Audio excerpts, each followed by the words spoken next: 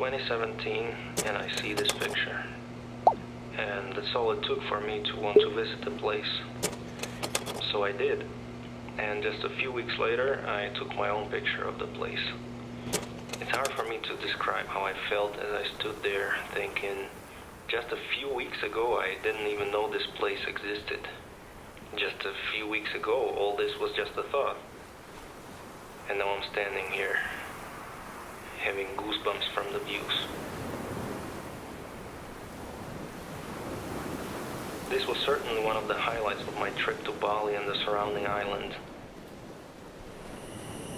Here's some other things I did on that trip.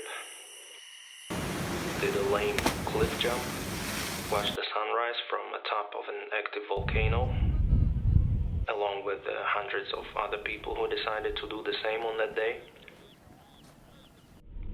Snorkeling, of course. Got my why not cap printed out.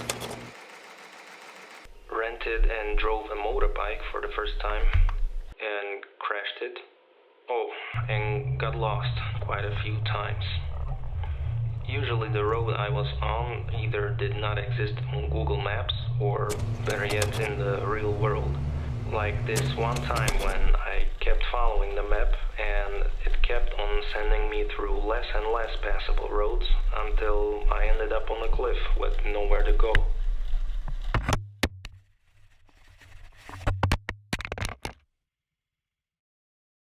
Frustrated because I couldn't reach an Instagrammable spot and take my epic shot, I returned to the accommodation and went for a walk on the beach.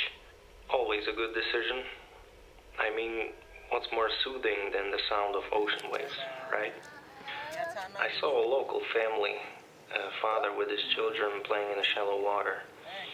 And as I was watching them, it suddenly struck me that my earlier quote-unquote misfortune was of no significance. And I realized how ungrateful I was. I mean, wow, just look at them.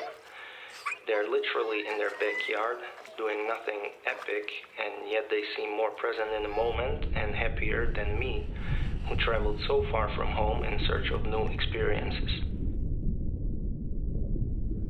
In the end, the most memorable thing I did was witnessing someone else's moment of shared happiness. So, thank you for that.